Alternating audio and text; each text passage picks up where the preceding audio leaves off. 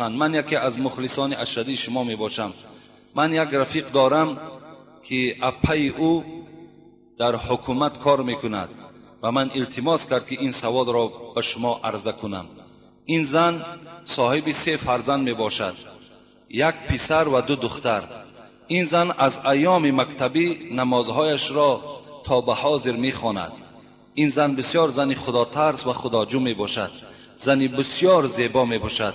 در حالت مستی شوهرش این زن را 3 طلاق می کند. سحر روز می شود، زنش می گوید که تو همین خیل کار کردی. این مرد می گوید که من هیچ چیز را یاد ندارم، تو تهمت می کنی. این زن نمی خواهد که کودکهایش را یتیم کند. یگان علاجش هست یا نی؟ شرکت شفافرما داروهایی را پیشنهاد میکند که برای بیماری‌های درونی و بیرونی انسان دوا بخشند. از قبیل فشار بلندی، گایمرید، بیماری‌های معده، روده، گرده، جگر، عضوهای هاضمه، درد گلو، راه نفس و غیره. اینچنین اگر شما بیماری‌های پوست دارید به مانند پسریاس، سفیدشوی پوست، داغ‌های سیاه، پس داروهای شفافرما به شما کمک میرسانند. غیر از این اگر شما مشکل‌های اورولوژی و گینکولوژی داشته باشید، پس به شرکت شفافرما مراجعت نمایید و اینچنین مشورت طبی بگیرید. همچنین برای زیاد کردن ریش و موی سر، با قوت کردن مردانگی، داروهایی را با نمود کپسول و روغنی که به صدها در دوا دارند پیشنهاد می‌نمایند. السلام علیکم دوستان عزیز. آیا شما برای گذشتن از سرحد دشواری میکشید؟ مهلت حجت‌هایتان به آخر رسیده است. پس من برای شما خدمت رسانی شرکت نور محمد را پیشنهاد میکنم. با ماشین‌های نو و زمانوی، با باوری و اعتماد کامل، توسط رانندگان مرد و زن، شما را از منزل استقامتیتان تا خط سرحد برده برای عبور مرز مساعدت می نمایند. یادآور می شویم که اگر شما از نام شبکه حاجی میرزا مراجعت نمایید، برایتان تخفیف ارائه کرده می شود. یتلو علیهم آیاته و یزکیهم و یعلمهم الکتاب والحکمه و این كانوا من قبل لفی ضلال مبین والصلاة والسلام على من بعثه رحمة للعالمين وعلى آله وأصحابه والتابعين إلى يوم الدين. السلام عليكم ورحمة الله وبركاته. جمعه که از ما و شما گذشت، الحمدلله که در باب قربانی حضرت اسماعیل که از قصه های قرآن عبارت است به سمع شما رسانیدیم و وعده کردیم که البته از بس که خیلی سوال های زیاد در پیش ما منتظر است، جواب اینها را به شما می رسانم. و پیش از این سوال ها را جواب گفتن، یک جایه با شما دعا میکنیم که خدای مهربان این نماز جمعه را از ما و شما قبول بگرداند و ثواب این نماز جمعه را خدای مهربان در نامه اعمال ما کتابت بفرماید و فردای قیامت همه ما را خدای مهربان از صف کسانی که نماز جمعه میخوانند سر برداشتند موفق بگرداند و خدای مهربان گذشتگان ما را رحمت و مغفرت بگردانی، بیماری های ما را شفای کامل و شفای عاجل نصیب بگردانی، مسافرهای ما را خدای مهربان صحت و سلامت و خاندان برسانی و جمهوری ما را خدای مهربان آباد بگردانی. یک دیگر فهمی را، صلح، امنیت را در این جمهوری ما خدای مهربان شعار این مردم بگردانی. ربنا فاغفر لنا ذنوبنا وكفر عنا سيئاتنا وتوفنا مع الابرار برحمتك یا ارحم الراحمین. الحال از یک سوالی که الحال در دست من دادن که جواب اینه به سمع شما برسانم، از همین شروع میکنیم. السلام علیکم برادر عزیز حاجی میرزا.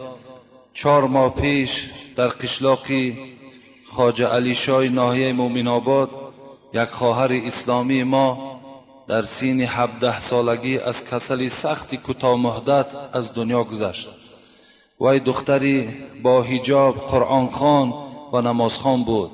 همین مبلغ پول را وی در دوره صحتی خود برای خریدن حجاب اسلامی جمع کرده بود الحال همینجا 30 سامانی هم روان کردگی در داخل همین خط بوده است. همین سوم برای خریدن حجاب اسلامیش این خواهر جمع کرده بوده است.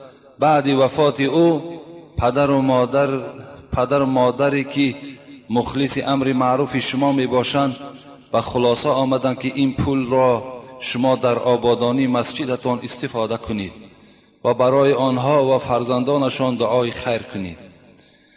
حاجی محترم، از سببی که این پدر و مادر یک عقیده خوب اسلامی دارند برای فرزند خود پنجشنبگی نمی کنند. شما بعضی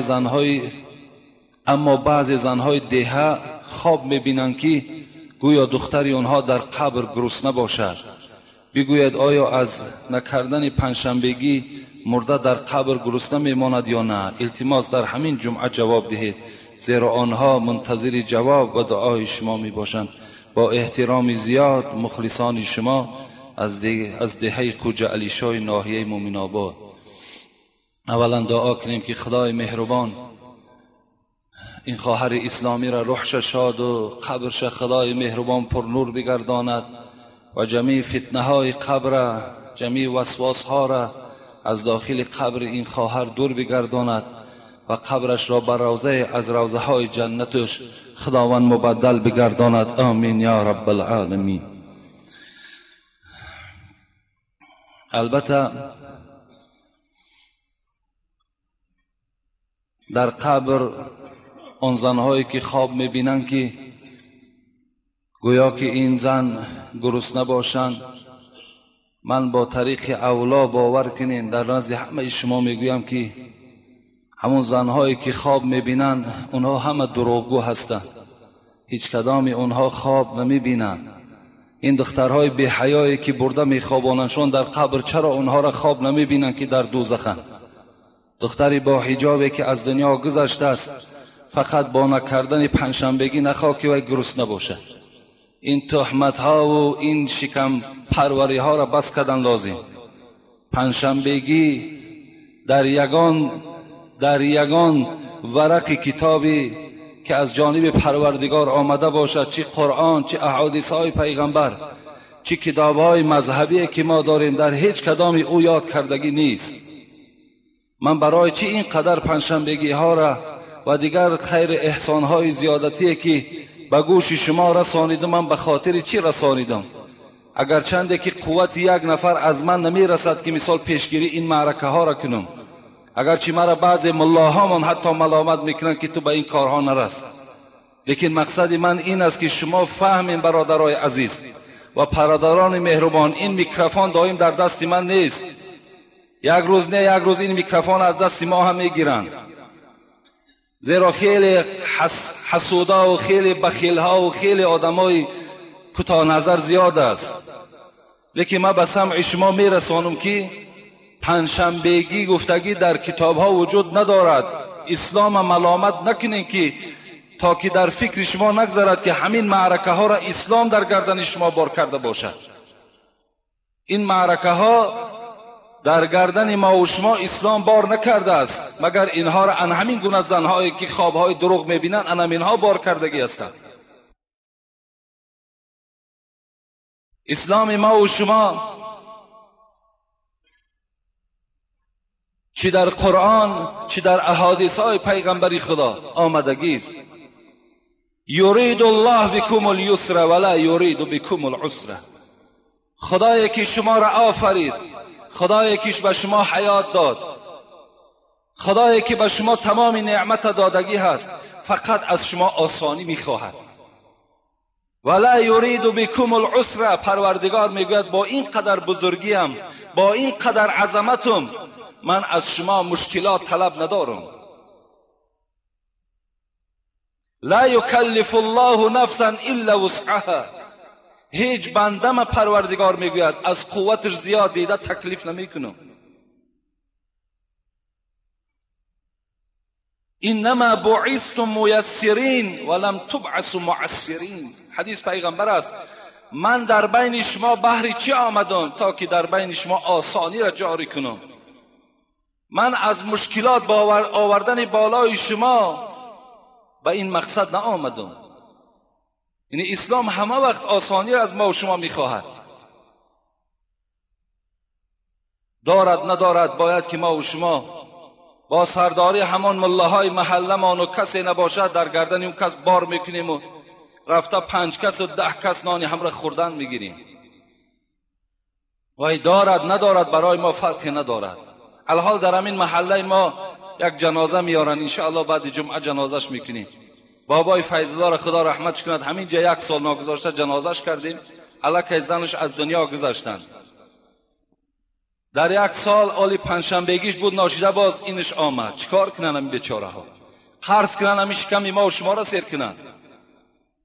کدام وقت همین رحم و انصاف و همین ایمانداری در ما و شما بیدار میشد؟ کدام وقت؟ اگر انما المؤمنون اخوتون باشد، خداوند در قرآن میگه همه شما برادر یکدیگر هستین. برادر باید غمخوار یکدیگر باشد، گوشت یک برادر را نخورد. آخه مشکلات بالا یک برادر همسایش نیارد. ما برادر انمی مناش نیست. بیچاره ها ندارن، شرایط ندارن. این حالت باید که تمام همون کسانی که گپ گذر هستند، سخنهاشون در آن محله هاشون میگذرند، اونها باید قرار ننشینند، باید کاری کنند که همون خاندان هم من کنند، گویان از این خیر احسانی که تو کرده ایستاده‌ای با یک طریق خیلی دشواری که نداری، در این تو گناهگار میشوی، تو ثواب نمیگیری. اما و شما که الحمدلله با قرآن ایمان آوردیم، با حدیث پیغمبر ایمان آوردیم. پیغمبر ما و شما چی میگوید؟ ابدا بنفسک فتصدق علی. ای انسانی که تو امروز صاحب دولت شدی، کدام به همه شما مراجعت است از پیغمبر. وقتی پولدار شدی میگوید نفسی خود تسیر کن، لباس بخر به بدنت، شکم تسیر کن، فاین فضول شیء فلاهلک. وقتی که بدنت سیر شد، شکمت سیر شد، باز اگر پول در دستی تو که باقی ماند، زن و فرزند تسیر کن. پیغمبر خدا امر دارد. سیر کرد، لباس ها خریدم، شکم سیر کردم، شکمی زنم سیر شد، بدنش پوشیده شد، فرزندام تامین شد، باز اگر در پول در دست من که ماند، باز پیغمبر خدا چی میگوید؟ میگوید باز بعد این به خویش و تبار یاردم کن. خویش و تبارم که تمام شد، این حالت و ها کذا و ها کذا گفتم پیغمبر، انا مرحمت بد خیر در بیرون کردن بگیر. امروز ای بیچاره ندارد شرایطی که همون شکمی خودش سیر کند. از کجا شکم ما و شما را سیر کرده میتونه؟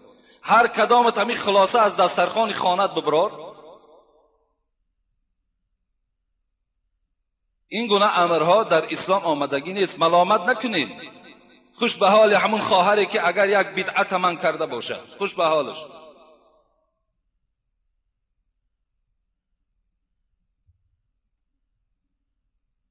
السلام علیکم داملای عزیز. ما یک گروه مخلصان شما از دهه بولیان پایان ناحیه دنگره از شما خواهش داریم با سوالهای ما پره جواب دهید. بسیار ضرور است. سوال یکم، شخصی به مبلغ $1000 قرض بگیرد و از بین 1 سال گذرد، زکات پول را شخص قرض گرفته میدهد یا شخص قرض ده؟ از بولیان پایان ناحیه دنگره خداوند در هر قدمشون حسنات بنویسد که امروز ما با اونها با زیارت داشتیم که از اونجا خیسته به این نمازهای جمعه ما با عدد خیلی زیاد می آیند. اگر یک مرد از من قرض می گیرد $1000، من اون را قرض می دهم، 1 سال از بین گذشت. از بین گذشتن در دوام 1000 سال $1000 که در دست من بود، من با او قرض دادم، الکی زکات واجب می شود. همون زکات باید که البته آدم پولدار پول دادگی می دهد، آدم قرض گرفتگی نه. اگر من به او $1000 نه $10,000 هم که می دادم، وای صاحب نصاب نیست، وای صاحب ملک نیست. اون $10,000 مال من است، مال وای نیست، او مال قرض است. او چگونه باز مثال زکات می دهد؟ زکات به آدم بای، به آدمی که قرضدار نباشد به او واجب است. به آدم قرضدار چگونه وای زکات میدهد؟ خودش وقتی که قرضدار باشد. اگرچند من در دست مردم $10,000 هم که داشته باشم، انا همون پولهایی که در قرض در دست مردم است از وای باید که زکات دهم. این معنای را ندارد که پولی من در دست مردم قرض است و من از اینها باید زکات ندهم. باید زکات دهی. انشاءالله من یک جمعه در باب زکات، فضیلت زکات، مانع زکات با شما صحبت میکنم. امروز الحمدلله من باوری دارم که الکه خیلی پیشروی در مالداری در مردم ما پیدا شده است. الکه بچهای به دولت زیاد شدگی هستند، مالدارها پیدا شدن. الکه باید که این نعمت پروردگار است، وقتی که بر تو که دادش باید حق زکات جدا کنی. اون قدر مبلغی کلانی در گردن ما و شما بار نکردن، از $1,000 $25 قدر مبلغی کلانی نیست. در یک سال یک بار بده. لیکن اگر ندادی، پیغمبر خدا میگوید لا صلات لمن لا زکات له. اگر شب و روز تو نماز تهجد خوانی، اگر شب و روز تو روزدار باشی، اگر هیچ جمعه را تو ترک نکنی، لیکن بازم این دولت داری و زکات نمیدهی، این عبادت ها تا پروردگار قبول نمیکند. زیرا در هر یک آیت قرآن اقیم الصلاة و آتوا الزکات آمده است. نماز بخوان و زکات بده. در هر یک ورق قرآن وقتی همین اقیم الصلاة آمد، برپا کن نماز را، از پس حتمی آمدگی است و آتوا الزکات، زکات بده. از زکات قنطره الاسلام. پیغمبر میگه زکات این یک کوپروکی هست. از این طرف مردی مسلمان می ایستد، از این طرف اسلامش می ایستد. انا همین زکات خودش پیوست کننده آدم به اسلام است. اگر مادام زکات نمیتی، اسلام بر تو هیچگاه چسباننده نیست. زکات به نهایت مهم و ضرور است. کدام از شما دارین مستحقا هست، دادرها تانتین، فقط پدر و مادر مستحق زکات نیستن. یعنی من اگر مالدار باشم به پدر و مادرم زکات دهم، زکاتم درست نمیشود. یا پدر و مادرم به دولت باشم، فرزنداش اتحاد، این از زکات حساب نمیخورد. لیکن فقط بین خواهرها و بین دادرها و بین اپا و خواهر و بین اکه و خواهر، اینها دادن زکات درست است. اگر اینها احتیاج داشته باشند، نداشته باشند در همسایه داری هامون، در مسئله میگوید حتی اگر در محله آدم مستحق کم بغل باشد، تو زکات گرفته دیگر محله بری، در این حالت در همون زکاتی تو کراهیت است، ثواب وجود ندارد.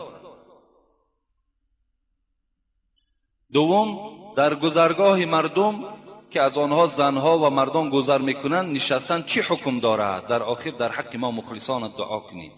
یعنی در گذرگاهی که مردم می نشینند، قد راهی که مردم گذر است، اگر در آنجا یک طایفه مردها یا طایفه زنها نشینند، این در اسلام چی حکم دارد؟ پیغمبر خدا میگوید ایاکم والجلوس علی الطرقات فان ابیتم فاعتوا الطریق حقها الامر بالمعروف و نهی عن المنکر و غض البصر و رد السلام. حبیب خدا گفتند ایاکم والجلوس علی الطرقات، امتان من بر شما باد که در قد راهی که مردم گذر است ننشینید. راهی که مردم گذر است، راهی که مردها و زنها میگذرند، اون مکان برای خود جای نشست قرار ندهید. بس اگر گفت پیغمبری خدا دلی شما قرار نگرفت و در همون قد راه که نشستی، باید که حق راه را شما ادا کنید. حق راه 4 چیز است. کدام شما اگر از عهده این 4 چیز میبراین در قد راه نشینین، لیکن اگر نمیبراین قد راه را ترک کنین که پیغمبر خدا شما را خطاب دارد، ننشینین در قد راه. یکم، وقتی در قد راه می نشینین امر معروف و نهی منکر کنید. امر معروف فقط و نهی منکر باشد. یکم امر معروف، دوم نهی منکر. سوم و غض البصر، سوم چشمهاتون بسته کنین. چشمهاتون بسته کنین که یعنی مردم غیبت نکنین. مردم هایی که به پیش شما میگذرند به آنها هر گونه از تاریخ آنها ورق نزنین. و رد السلام، 4م حقی که در گردن انسانی که در قد راه می نشیند جواب سلام گفتن است. اونا که سلام دادن تو با علیکم السلام باید بگوی. از دست کدام شما این 4 حق را اگر برآید مرحمت قد راه را برای خودتان اختیار کنید، و الا اگر شما در قد راه نشستین و این 4 عمل اگر یکیش ترک کردین، پیغمبر خدا به شما خطاب دارد که قد راه ننشینید که گناهکار میشوید. من باوری کامل دارم که اون کسانی که در قد راه می نشینند یکی از این 4 ادا کردن میتونن. کدام اونها امر معروف میکنن، کدام اونها نهی منکر میکنن. در اونجا نشستن بغیر گپ‌های بیهوده و بغیر دشتام و بغیر غیبت دیگر چیزی وجود نداره. افسوس که امروز بسیار باور که این بی مدنیتی ما و شماست که در همون قضای راهی که ما و شما میگذاریم در محله داریمان، همون زنها قد راه بسیار می نشینند. میبینید توده مرد زنها 3 کس 4 کس، گفتی همون عادی ما و شما هم چنبر زدگی نشستگی است، با پیشش 10 مرد میگذرد، باور کنی حتی نمیبیند که با پیشش کی میگذرد.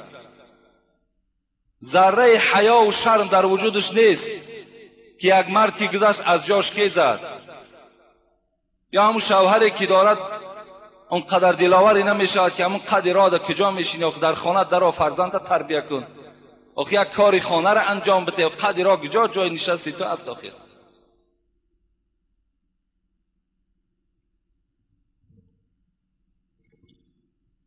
السلام علیکم داملای شیرین سخن. من یکی از مخلصان اشدی شما می باشم. من یک رفیق دارم که اپای او در حکومت کار میکند و من التماس کرد که این سوال را به شما عرضه کنم. این زن صاحب 3 فرزند می باشد، 1 پسر و 2 دختر. این زن از ایام مکتبی نمازهایش را تا به حاضر می خواند. این زن بسیار زنی خدا ترس و خداجو می باشد، زنی بسیار زیبا می باشد. در حالت مستی شوهرش این زن را 3 طلاق می کند. سحر روز می شود زنش می گوید که تو همین خیل کار کردی. این مرد می گوید که من هیچ چیز را یاد ندارم، تو تهمت می کنی. این زن نمی خواهد که کودکهایش را یتیم کند. یگان علاجش هست یا نه که من دائم در فکر هستم. از این کار 6 ماه گذشته است. التماس این سوال مرا جواب دهید. با احترام، یک زن سیاه بخت. یعنی مسئله طلاق مسئله من نیست، زیرا که در این باب ما چند بار بعض مسئله ها در فتوا دادیم، بعض شورش ها هم خیست، بعض نافهمی ها هم پیدا شد. لیکن این خواهر عزیز الکی 6 ماه گذشتنده که مراجعت نکرده باشد، چگونه زنی خدا ترس است؟ چگونه زنی خداجو است که 6 ماه از طلاق کردن شوهرش گذشت، بار هم مراجعت نکرده است؟ اگر این زنی خدا ترس میشد، میلش خدا ترس باشد، شاید خدا ترس باشد، شاید اگان چیز مانع شده باشد، لیکن زنی خدا ترس میشد همون سحر باید که مراجعت میکرد، اگر حیات حلال و پاکیزش میفارید. یعنی در حالت مستی طلاق کردن نزد مذهب ابو حنیفه طلاق واقع میشود. در حالت غضب نزد مذهب ابو حنیفه طلاق کنه طلاقش واقع میشود. چی در حالت مثال عرق نوشی باشد، چی در حالت بنگ باشد، چی در حالت کدام نمودش که نباشد، در نزد مذهب ابو حنیفه اکراه مجبورن، اگر مجبور کنن که طلاق کن، طلاق کنی، طلاق واقع می شود. برای همین برای علاجش فقط میتواند که در مفتیات رفته مراجعت کند، شاید که راه داشته باشد، شاید از دیگر مذهب ها یعنی میگیرن و این زن فتواش میدهند. لیکن این قدر زن خدا ترس باشد، صاحب 3 فرزند، باید که این زن الکی این شوهر مثال این گونه مینوش باید که یک تربیه میکرد. این گونه زن باید که یگان آداب و اخلاق یک عملهاش نیک میکرد. اقلا برای که همین عرقنوش اصلاح شود، یک قرن میکرد خانهشون میرفت، 1 ماه 2 ماه نمی آمد، میگفت تو اگر عرق بس نمیکنی. شاید که همین سبب ها قطعا این انسان از عرق نوشی باز میساد. انشاءالله من شاید یا جمعه آینده یا جمعه آینده دیگرش در باب عرق با شما صحبت دارم که عرق نوشی چی خاصیت ها دارد، عرق فروشی چی خاصیت ها دارد، انشاءالله در این باب با شما صحبت میکنم. زنی کارگر در ساعت 7 سحر باید در کار باشد، در ساعت 5:30 تا 6 بامداد را خواند، درست است یا نه؟ برای که در زمستان شبها دراز و روزا کوتاه است. الحال نمی شود. الحال اقلا باید که در 6:15 اگر خواند بسیار نیک می شود. در 6 نخواندنش بهتر است. نماز وقت دارد، این به کار مثال هیچ وابستگی ندارد. اگر 1000 کار بالای ما براید، نماز در وقتش که اگر ادا نکنیم نماز نمی شود. من کار دارم، گفتم مثال باید که ساعت 5 سحر از خانه برایم و 5 سحر در بامداد خانم، اون نماز نمی شود. نماز از صبح دمیدن صبح می شود. صبح که دمید الله که نماز بامداد خوانین جایز می شود. اقلا 6:15 خواند انشاءالله نیک می شود، دیگر هیچ شک شبهه باقی نمی ماند. یا 6:10 اقلا خواند. اگرچه الحال در 6 هم صبح می دمد، در همون کلندرهایی که داریم در 6 الله که نشان می دهد که صبح می دمد، لیکن بهترش همون 6:10 6:15 باز بهتر است. السلام علیکم و رحمت الله و برکاته. بعد از سلام داملای محترم، نماز خفتن را همش را یا ویتر واجبش را خواب کنی ساعت 4 یا 5 شب خوانی، درست است. درست است. اگر کسی که مثال شب خواب میکنی از قسم ساعتهای 3 شب میخیزی، 4 شب میخیزی، نماز خفتن تا میخوانی همراه مثال ویتر واجب، جایز است، درست است. زیرا وقتی خفتن تا برآمدن تا صبح دمیدن است. تا صبح دمیدن، تا ساعت 6 گویم، تا ساعت 5:30 گویم، اگر که خواند نماز خفتنش صحیح می شود، نماز ویتر واجبش صحیح می شود.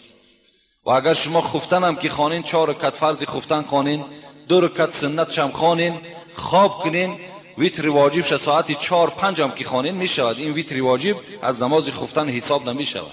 این نماز جداگانه است. اگر با در اون ساعت ها خوانیم با افضلتر و بهتر است. دویم، آدمانی که از عائله‌شان یگان نفرشان وفات کند تا 1 سال مگنیتوفون و تلویزیون نمیمانند، این یگان اوبال دارد؟ البته اوبال است، نمانین. اگر در مگنیتوفون ها امر معروف مانیم با که ندارد، جایز است. و اگر در تلویزیون شما فقط اگر اخبارش گوش کردن ده، برای گوش کردن اخبارش اگر استفاده برین، جایز است. دیگر حالتاش جایز نیست. بسیار نیک می شود. با همین طریق هم از امو بعضی برنامه های نادرست دور می شوین، خیلی خوب است. السلام علیکم محترم حاجی میرزا، خواهش میکنم سوال ما را تعجیلا جواب گویید. کاژینکه هایی که بعضی آنها را میگویند که از پوست خوک است، چه حکم دارند؟ آیا پوشیدن آنها در داخل نماز یا بیرون از آن روا است یا نه؟ التماس فهمانید. البته در داخل نماز این پوست خوک به سبب طاهر کردن طاهر نمی شود. یعنی در مسئله ها میگوید یکی پوست انسان، یکی پوست خوک، اگرچه دباغت هم که دهن وای طاهر نیست. یعنی دیگر پوست ها مثل پوست خرس باشد یا پلنگ باشد یا گرگ باشد، همه حیوان ها یا خر باشد، اینا به سبب دباغت دادن الله که طاهر می شود، لیکن پوست خوک نمی شود. از این خاطر اینها را در نماز خواندن استفاده بردن تماما لازم نیست.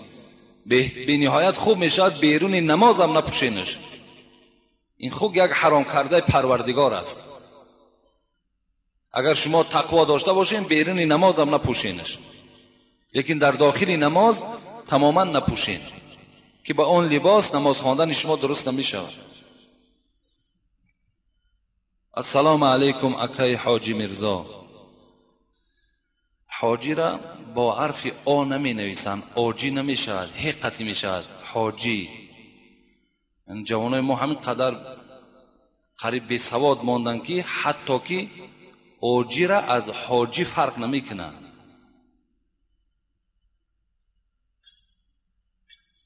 با سوال ما جواب بگردم. من بعضی حسن خطها را می بینم، صنف 10 هست، صنف 9 هست، باور که آدم غمگین می شود. ما این قدر تأکید می کنیم که شما در مکتب ها اعلاچی باشین، خوشخوام باشین